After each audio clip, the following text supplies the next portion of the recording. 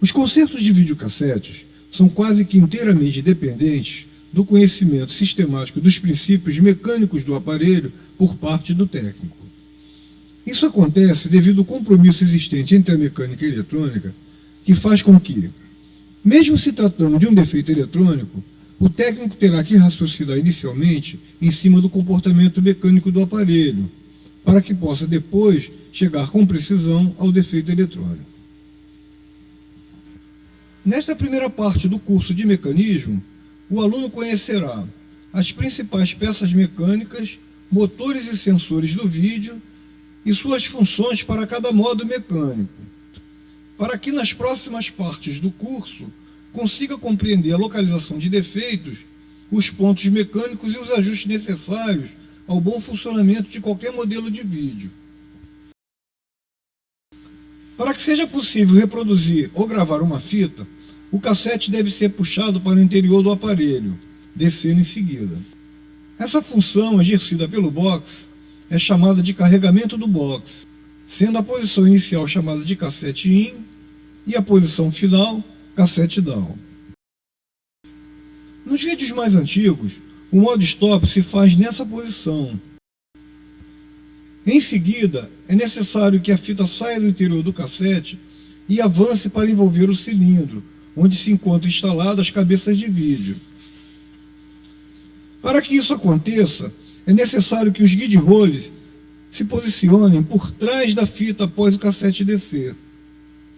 Os guide rollers se movimentam então até o cilindro, levando a fita até as cabeças.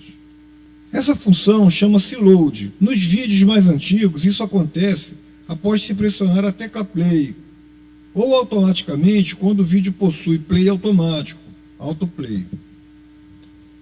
Já nos vídeos mais modernos, o load acontece sempre automaticamente, logo após acontecer o cassete down, pois o stop desses vídeos se dão com a fita envolvida no cilindro.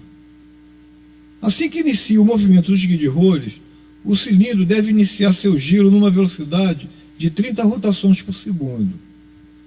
A fita se coloca em torno do cilindro, envolvendo um pouco mais da metade do diâmetro do mesmo. Ao se pressionar a tecla play, o eixo do capsta começa a girar, tracionando a fita com o auxílio da pressão que é exercida sobre ele pelo rolo pressor.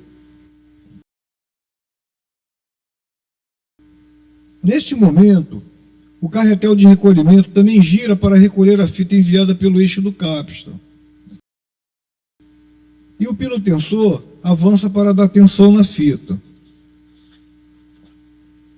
Esta posição mecânica é chamada de modo play e é válida também para o modo rec. Sendo que no modo rec, os circuitos para gravação deverão estar ativados e os de reprodução desligados.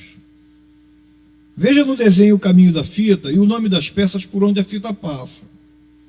Conhecer o nome das peças é muito importante para o entendimento do conteúdo de todo o curso. No avanço com imagem, a posição mecânica continua praticamente a mesma, com a diferença que o capsta gira um pouco mais rápido. Já no retrocesso com imagem, a posição se modifica um pouco. O pino tensor recua e o capsta gira ao contrário um pouco mais rápido.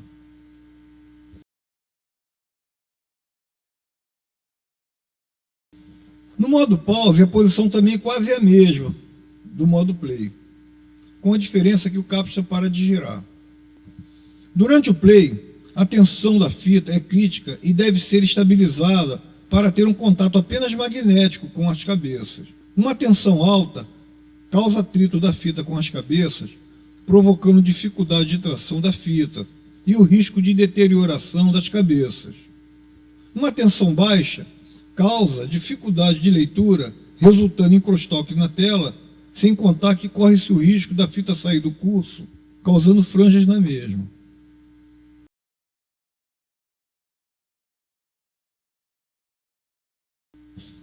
Durante o play, na verdade, a fita não mantém contato físico com as cabeças, já que o giro do cilindro leva uma porção de ar comprimido para o vão, formando um colchão de ar entre a fita e a superfície do cilindro. Por esse motivo, o cilindro deve estar sempre girando sempre que a fita o estiver envolvendo. Para garantir esse compromisso, a tensão da fita deve ser exata.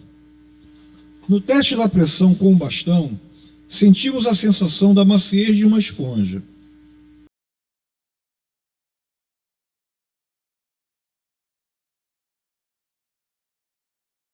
Do outro lado do fornecimento da fita, a tensão é ligeiramente menor que do lado do recolhimento.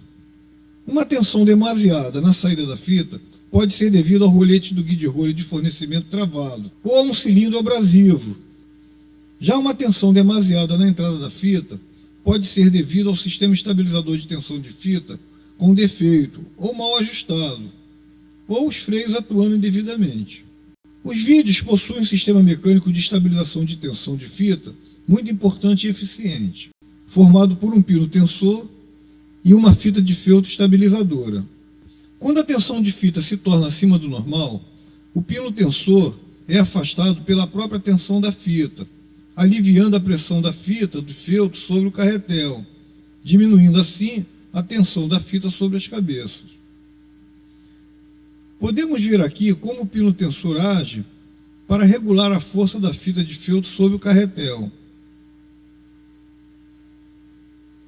Quando a tensão da fita cai abaixo do normal, o pino tensor aperta a fita tensora, produzindo peso no carretel,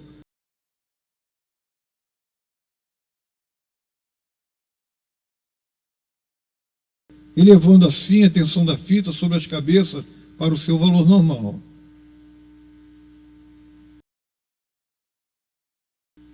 O sistema possui dois parâmetros que devem ser ajustados. A posição do pino tensor é um ajuste localizado no início da fita tensora, já que a fita tensora está presa ao braço do pino tensor.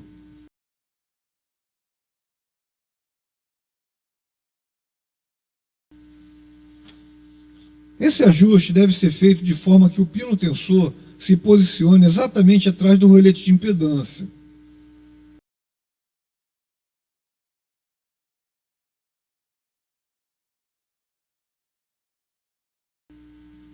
O ajuste deve ser feito no modo play simulado, estando o vídeo desalimentado e sem fita no compartimento. O outro parâmetro que deve ser ajustado é o ajuste da tensão de fita, que é feito numa mola localizada ao lado do pino tensor, que pode estar localizado em cima ou embaixo da bandeja mecânica. Sua força é controlada normalmente por 3 ou 4 degraus para engates da mola.